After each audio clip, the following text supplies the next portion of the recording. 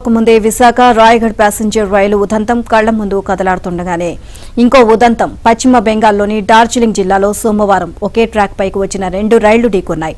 15 మంది ప్రాణాలు కోల్పోయారు. 60 మందికి పైగా గాయపడ్డారు. వీరిలో తీవ్ర గాయాలతో ఆసుపత్రిలో చికిత్స పొందుతున్న పలువురు పరిస్థితి విషమంగా ఉంది. అసోంలోని సిల్చార్ నుంచి బెంగాల్ రాజధాని కోల్కతాకు వెళ్తున్న కాంచనగంగా ఎక్స్ప్రెస్ ను న్యూ జల్పాయ్గురి దాటిన తర్వాత రంగసాని స్టేషన్ సమీపంలో గూడ్స్ రైలు వెనుక నుంచి గట్టిగా ఢీకొట్టింది.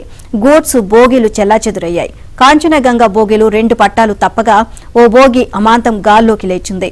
రైల్వే పోలీసులు, రెస్క్యూ సిబ్బంది ఘటనా స్థలానికి చేరుకుని సహాయక చర్యలు చేపట్టారు.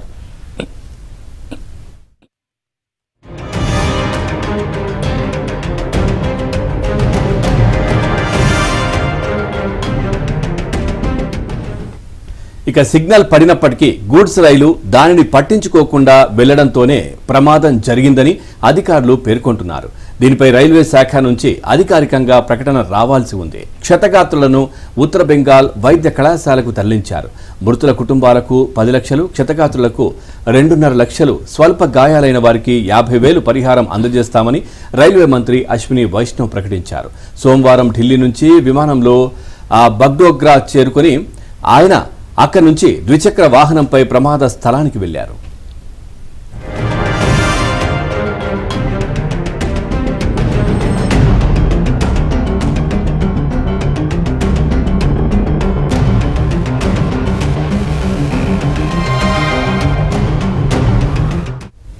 రైలు ప్రమాదంలో పలువురు ప్రాణాలు కోల్పోవడం తనను కలిచివేసిందని రాష్ట్రపతి ముర్ము తెలియజేశారు. సహాయ చర్యలు విజయవంతం కావాలని, క్షతగాత్రులు త్వరగా కోలుకోవాలని పేర్కొన్నారు. కాగా బెంగాల్ రైలు ప్రమాదం పట్ల ప్రధాని మోదీ స్పందించారు.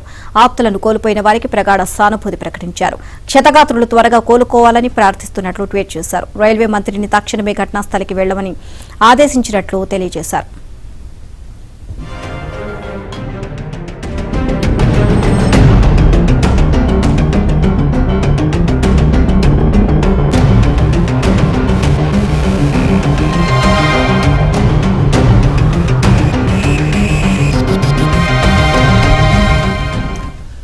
పశ్చిమ బెంగాల్ రాష్ట్రం న్యూ జల్పాయ్గురి ప్రాంతంలో జరిగిన రైలు ప్రమాదంపై డిప్యూటీ సీఎం పవన్ కళ్యాణ్ తీవ్ర దిగ్భ్రాంతి వ్యక్తం చేశారు. కాంచనగంగా రైలును గూడ్స్ రైలు ఢీకొట్టిన ఈ ప్రమాదంలో 15 మంది మరణించడం దురదృష్టకరమన్నారు. మృతుల ఆత్మకు శాంతి చేకూరాలని భగవంతుని ప్రార్థిస్తున్నట్లు తెలిపారు. ఇకపై ఇలాంటి ఘటనలు పునరావృతం కాకుండా కవచ్ సాంకేతిక పరిజ్ఞానాన్ని సమర్థంగా వినియోగించుకోవాలని సోమవారం పార్టీ కార్యాలయం విడుదల చేసిన ఓ ప్రకటనలో పేర్కొన్నారు.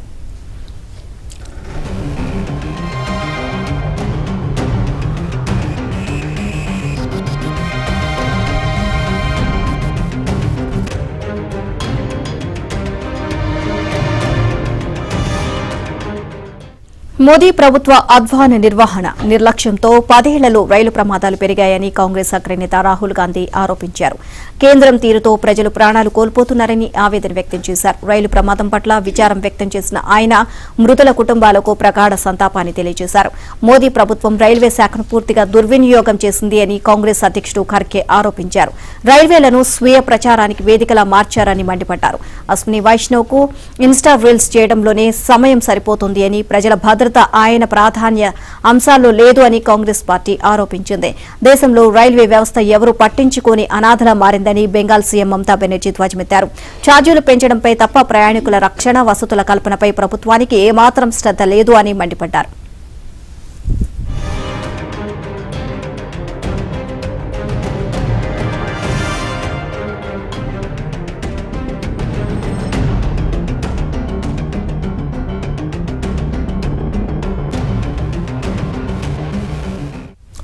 రెండు రైళ్లు ఒకే ట్రాక్ పై వచ్చినప్పుడు ఢీకొనకుండా తీసుకుని వచ్చిన వ్యవస్థ కవచ్ ప్రపంచంలోనే అతిపెద్ద రైల్వే వ్యవస్థ ఉన్న భారత్లో ఇంకా చాలా మార్గాల్లో అందుబాటులోకి రాలేదు.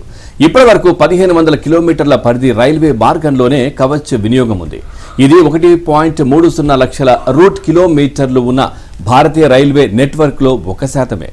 అందులోనూ మొత్తం కూడా దక్షిణ మధ్య రైల్వే జోన్ పరిధిలోనే ఉండడం గమనార్హం. తెలంగాణదే అత్యధిక వాటా కావడం విశేషం. ఏపీలో 66, కర్ణాటకలో 117, మహారాష్ట్రలో 598 కిలోమీటర్ల నెట్వర్క్ కవచ్ పరిధిలోకి వచ్చింది. తాజాగా ప్రమాదం జరిగిన ఢిల్లీ హౌరా రూట్ సహా మరో 3000 కిలోమీటర్ల మార్గంలో ఈ ఏడాది ఆఖరికల్లా కవచ్ను ప్రవేశపెట్టనున్నారు. కాగా ఒక రైలు వెళ్తున్న ట్రాక్ పైనే మరో రైలు కూడా వస్తున్నట్లయితే కవచ్ వెంటనే సెన్సార్లతో గుర్తిస్తుంది.